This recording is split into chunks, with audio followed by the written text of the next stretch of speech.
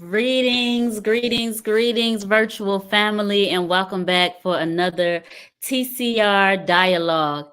As always, we invite you to drop a note in the comment section to let us know where you're joining from. Please feel free to also share your thoughts throughout the conversation. We would love to hear from you.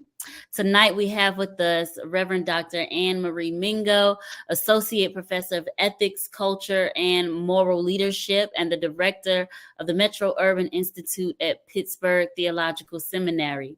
Her work in social ethics centers on the lived experiences of Black church women who were involved in the civil rights movement. Her research interests include 20th and 21st century Black freedom struggles with a specific focus on the U.S. civil rights movement, South African apartheid movement, and global movement for Black lives, social religious activism of Black women, and theological and ethical influences in social movements.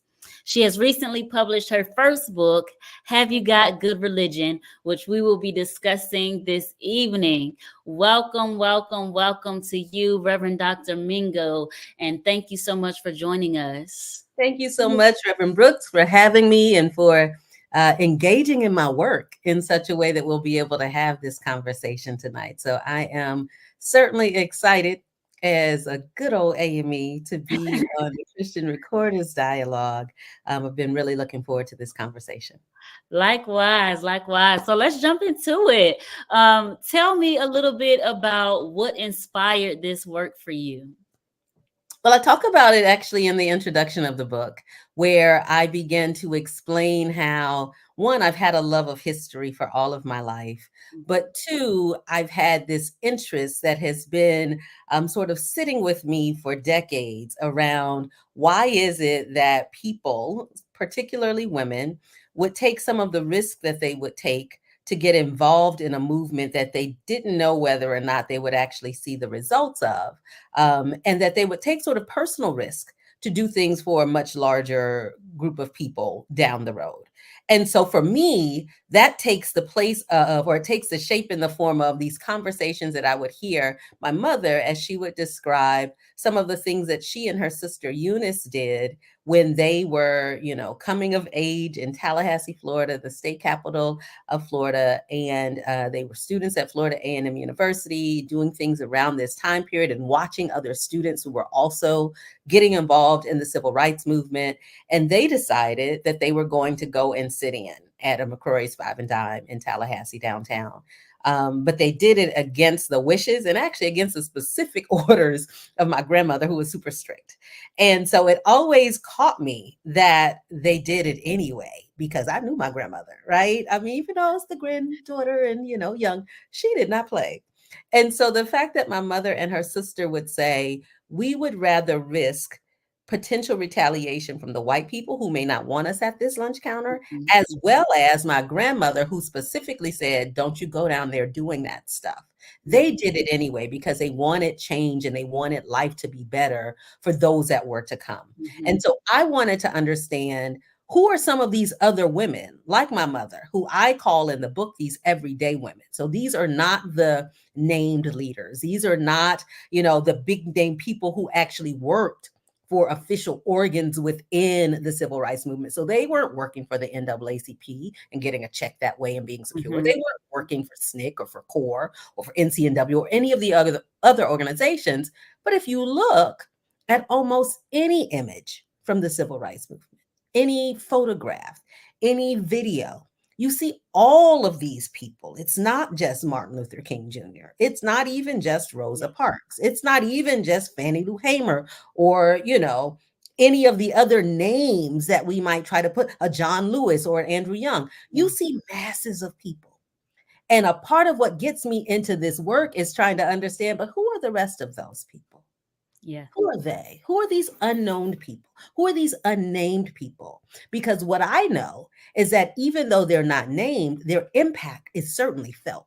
So it was important for me to try to figure out, who are they, number one, and then why did they go out there? They didn't know that this would be a successful movement. We know that now. on the other side of things. Mm-hmm. They didn't know, and yet they went anyway. So for Mm-hmm. me, the questions started to rise as I moved into doctoral work, because these things were things I was wrestling with as a young person, just wondering, well, what would make somebody do that? Why would you risk physical things? But then as I moved into the PhD work, doing a PhD in social ethics, I was trying to really understand from these particular types of women, how did their understanding of God shape their actions? Mm-hmm.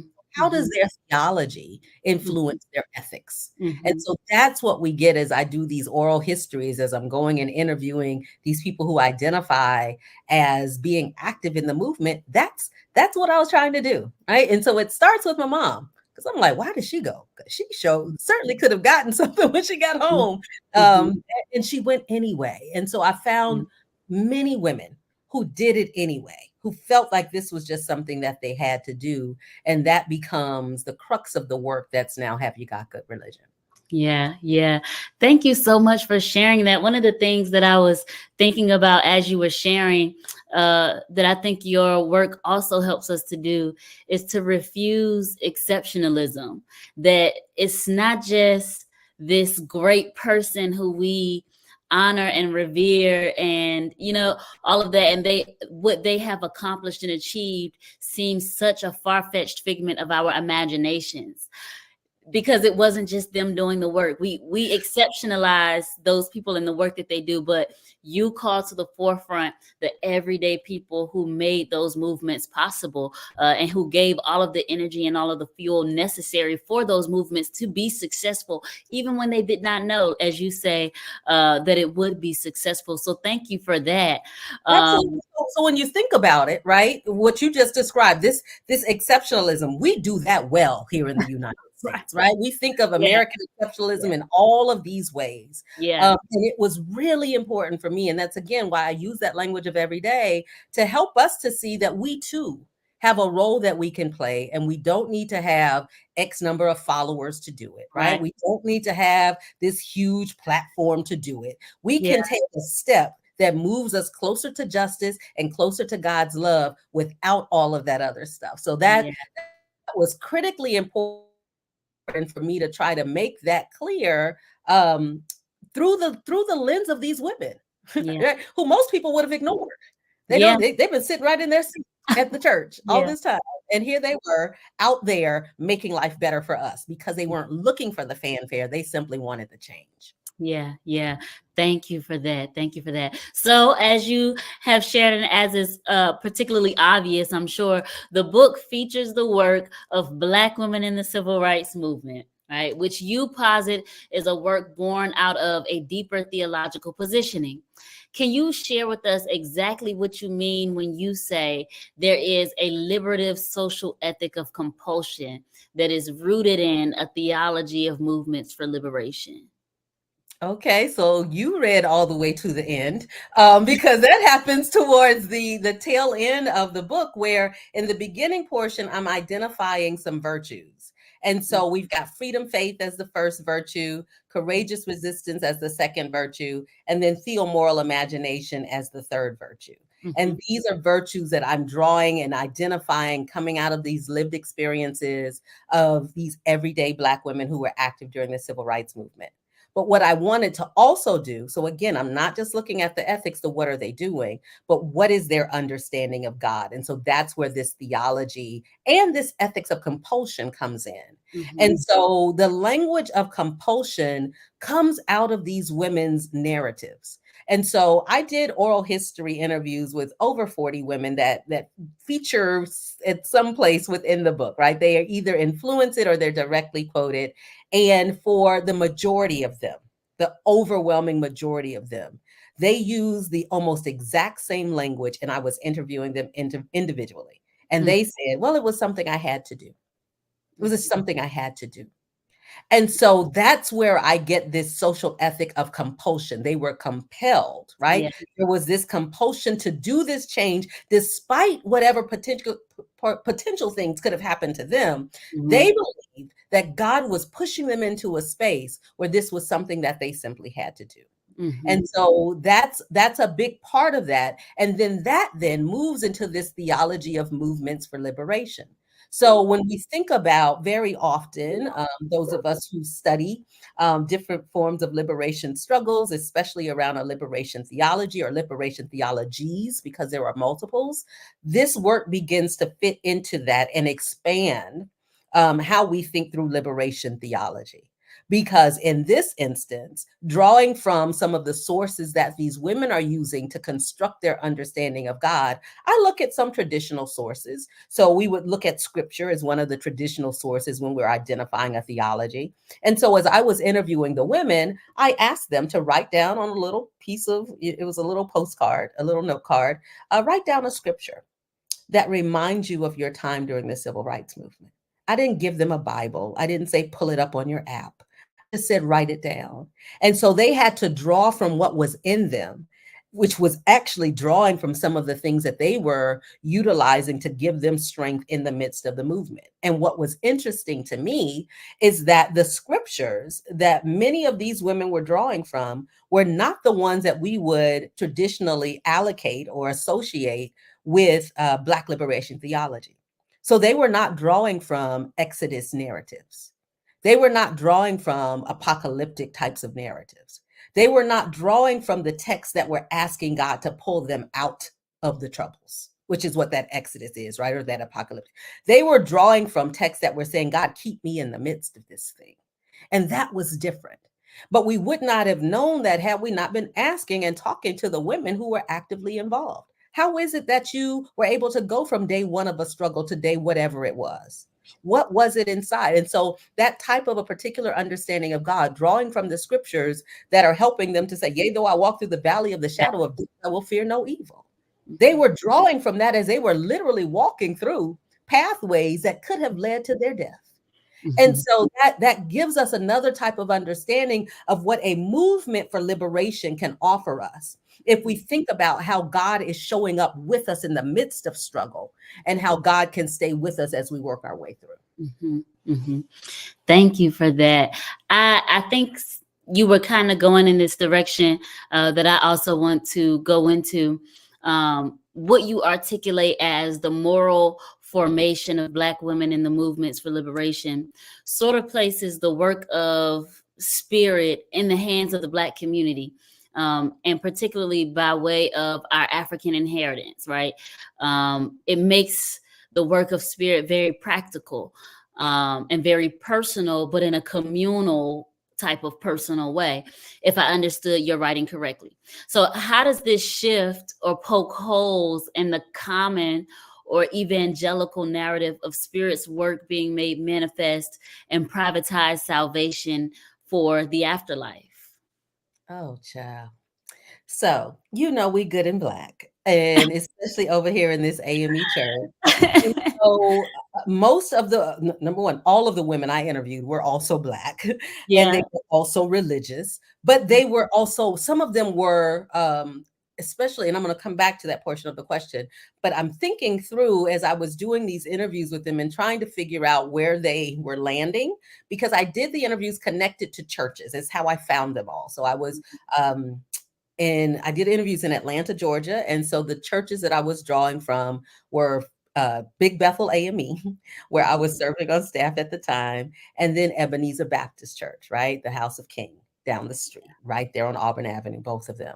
But then also in Harlem, New York, because I wanted to make sure that we don't begin to think of this as only a Southern movement. That too often becomes a narrative that gets crafted for us, and that is not the case. So I also worked with women, identifying them out of two churches in Harlem.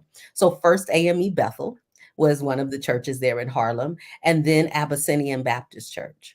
And so I'm noting that because that was the space where I would place the ads in the church bulletin. Those are the spaces where the pastors would have me stand up and say, she's here doing some research, go talk to her after church if you'd like.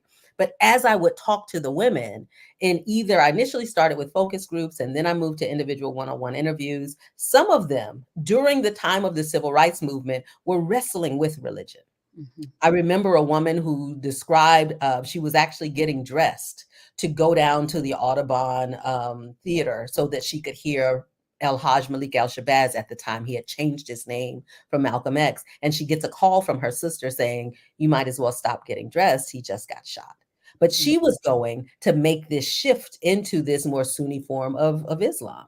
But I met her and interviewed her at an AME church. And I'm saying all of this because of how spirit moves within an African context. It's not relegated only to this, to our Christian understanding. We understand God and spirit boldly and broadly and give space for it to move.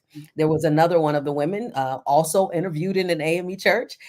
These were folks they've been in the AME church for a long time, but as they were walking through the civil rights movement, they were open to see where God was going to take them. And so one was considering moving into Judaism. That was a first for me to have that type of conversation.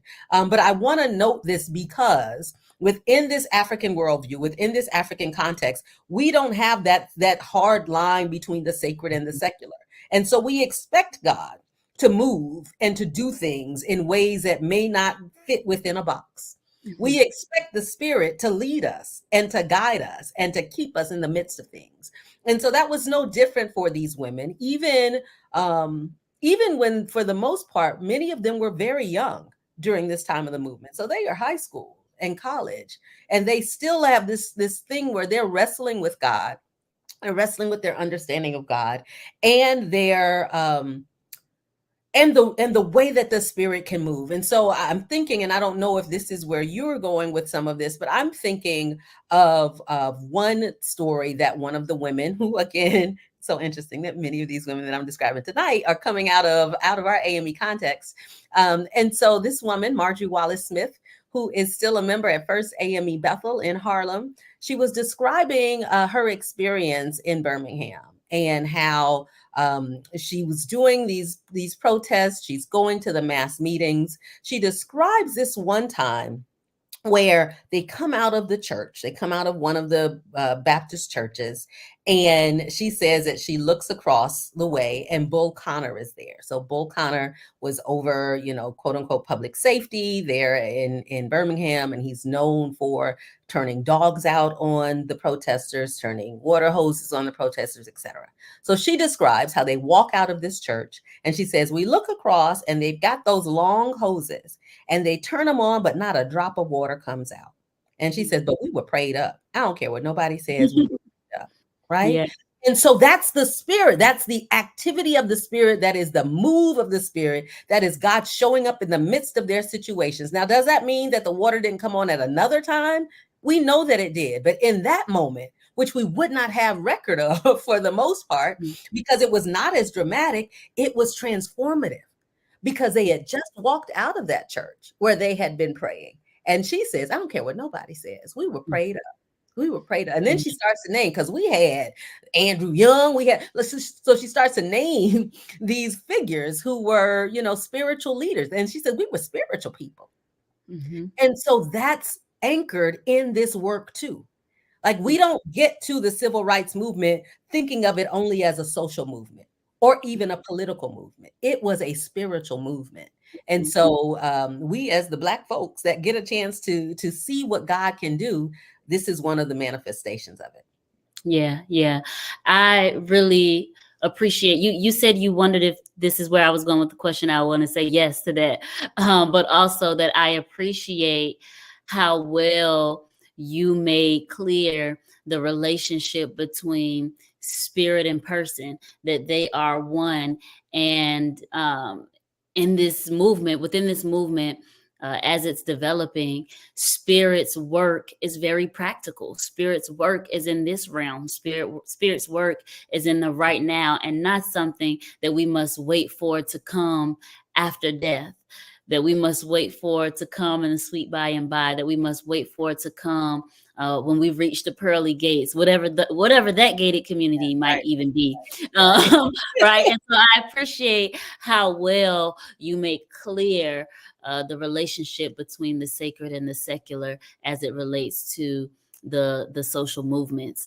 I want to make it clear, honestly, Reverend Brooks, right? Yeah, their lives make it clear. Their lives make it clear. Yeah. And that's what matters, right? So when we think through a lived theology, we're not just talking about what did I make up while I was sitting in a seat of privilege up in an ivory tower somewhere. we're talking through, and this is what was so important for me to try to do in the book. Let me hear it from them. Let me not go in thinking that I already know something and let me fit them into my thoughts.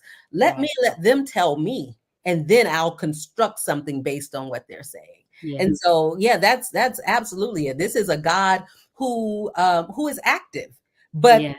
that God is active with people who are active. So there's another woman. I met her at Big Bethel AME Church. She's still a member there, Rose, Miss Rose. But she was active in the movement in New Jersey. And she talks about being a member of Mount Teman AME Church. And she said, I believed what the pastor said, that this stuff was going to happen, but that God needed us to be doing the work too. Mm-hmm. So there is this connection where it is a partnership that we get to see in their understanding of what God is doing. And so when I noted a little bit ago that many of these women were young, I think that's important for us to note also, Reverend Brooks, because this idea of we're going to wait till the by and by when the morning comes and I'm going to get my robe and I'm going to put on my crown and I'm it's going to be hallelujah all day. That's not to say that that still didn't exist within the communities. But within these young folks, they were like, we ain't waiting on all of that. I need to walk down the street right now without getting my head bashed in. How about that? Right? I want to be able to walk in a store and try on clothing here and not be followed around or be told that I can't. We don't need to be worried about a robe up in the sky. What's going to happen in our everyday environment? And so their faith is integral within that, as well as their youth, which gave them a different sense of understanding of what should be acceptable and what shouldn't. Yeah, yeah. Thank you for sharing. We are going to take a brief moment to hear from one of our sponsors, Chisholm for Bishop.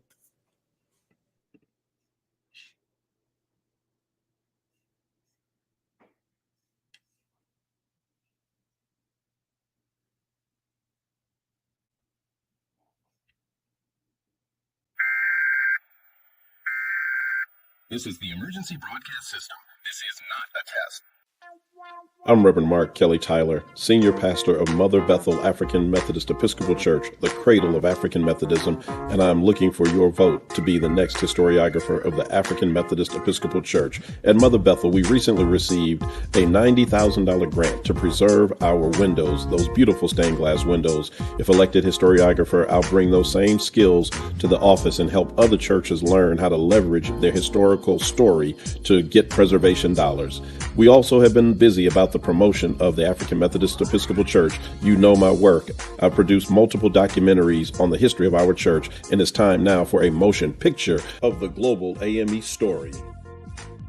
This is the Reverend Mark Kelly Tyler, seeking your vote as the next historiographer of the AME Church. Let's not miss our opportunity. All right. Welcome back, family. If you're just joining us for the first time, please make sure you let us know where you're from in the comment section so that we can engage with you. If you have any thoughts that you would like to share or any questions you would like to ask, we invite you to do that as well. Welcome back to you, Reverend Dr. Mingo. Thank you. One of the things that you talked about in your book is, well, the crux of the book, have you got good religion? You define the good and bad religion. And I love the way you did that. In fact, I love it so much, I'm going to use it for an illustration in a couple of weeks.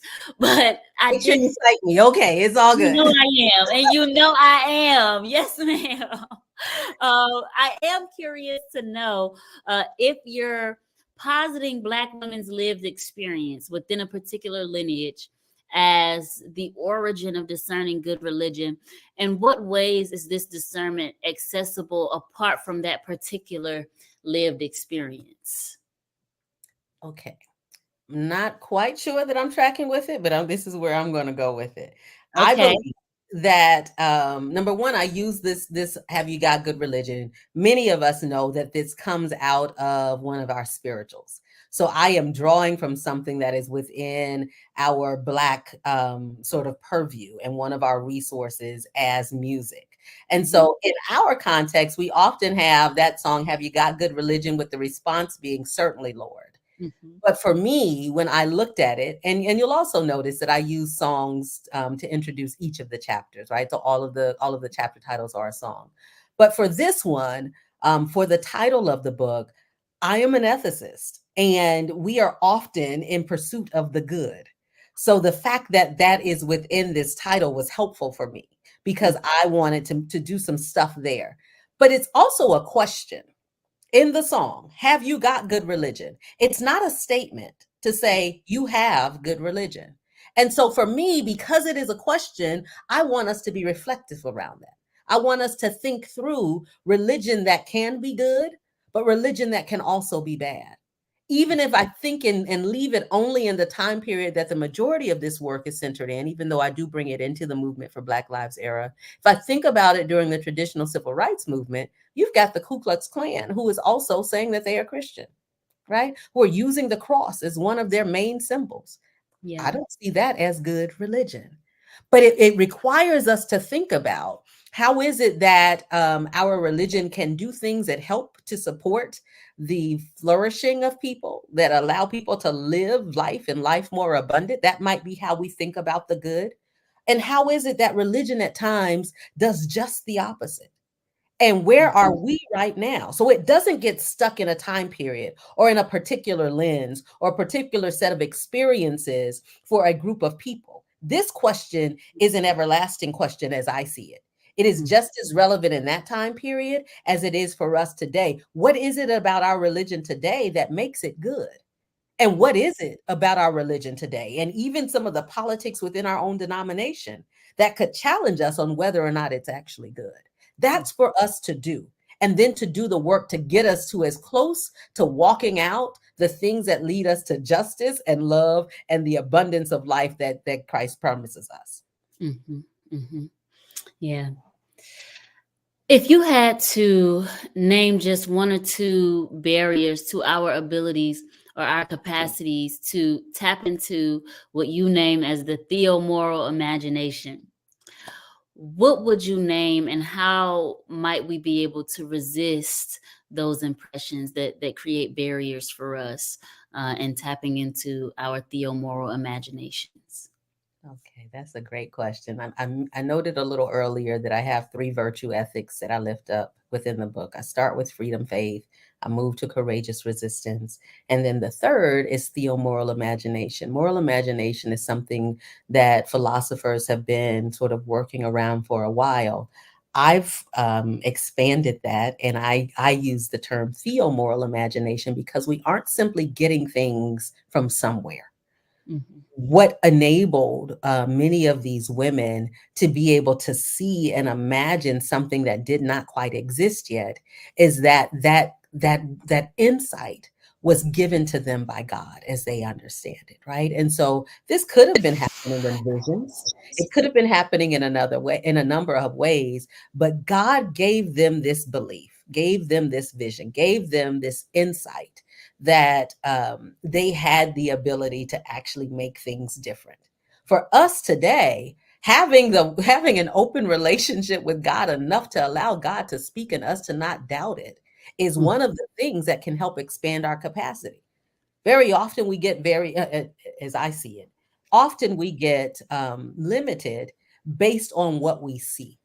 The power of theomoral imagination is that we are not limited by what we see because we expect that God is beyond what we can see, right? So we are moving out of the areas of simple vision and sight into something that moves us past that. It's just around the corner. It's beyond what we can actually tangibly touch, but it is not out of the realm of God.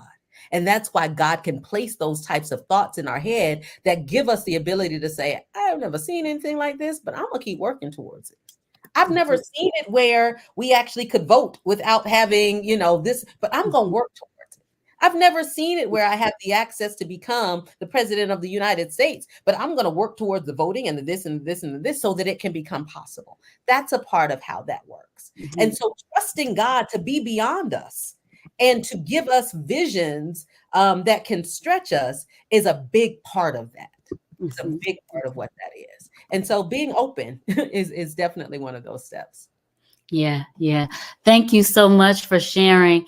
We have just one more break to hear from one of our sponsors, Tyler for Bishop. Hey, everybody, it's Senator Reverend Raphael Warnock, and I'm just standing in a vote of endorsement and support for my friend, the Reverend Dr. Timothy Tyler, for Bishop in the AME Church. I've known this man for over 30 years. He has a deep heart for God's people. He loves the church.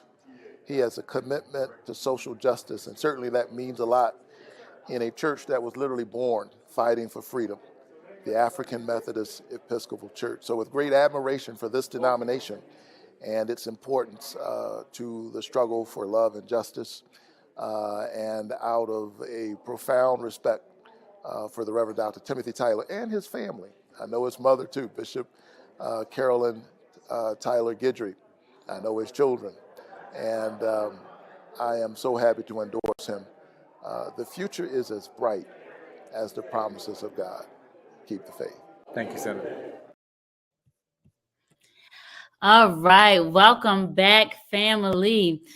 We are nearing the end of our conversation on the book, Have You Got Good Religion? Black Women's Faith, Courage, and Moral Leadership in the Civil Rights Movement. If you have not already purchased your copy, make sure you go online and place your order so that you can get a copy of this powerful book with accounts of Black women in the liberation movements.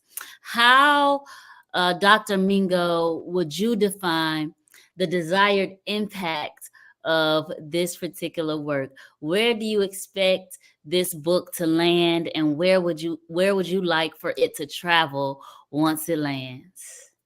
My hope is that any and everybody can read this book.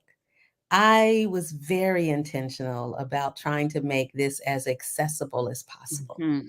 It is an academic book, right? It's published University of Illinois Press. So, one of our strong university presses, which requires a level of, and I'm not necessarily the biggest fan of the word, but a level of rigor, et cetera.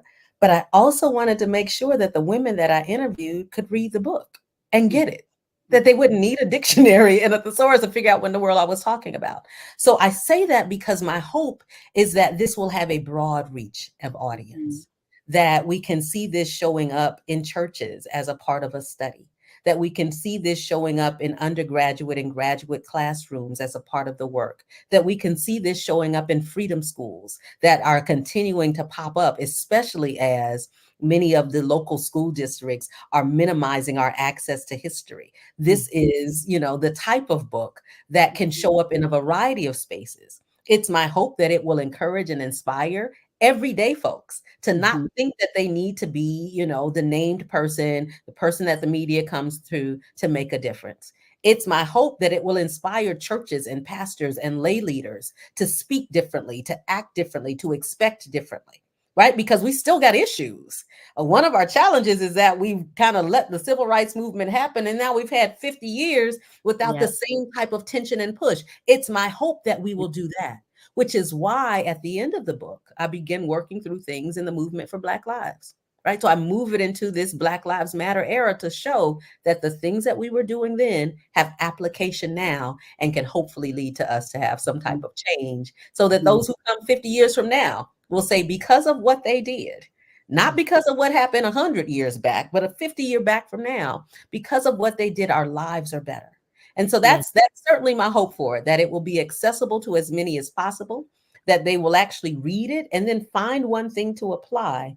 And even in that one step in action, I believe that that makes a difference because it all counts and it all matters.